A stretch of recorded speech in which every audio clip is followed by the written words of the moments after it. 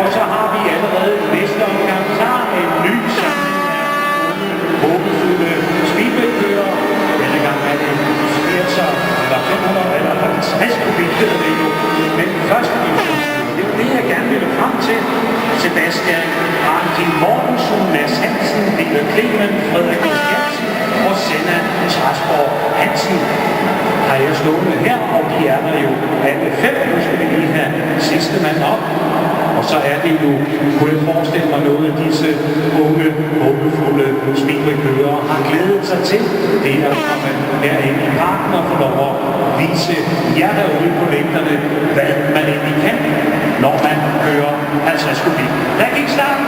Ja, ja. Og hurtigt ned i første og andet sving. Det er ryg nummer 6, der er gået i front. Ja, ja, men altså, flot ser det ud her. Desværre har det ikke lige nogle hjemmefarver på kørerne, men det betyder jo ikke så meget. Vi nyder dem i fulde drag. Disse 5 unge mennesker. Ja, men hvor ser det godt ud.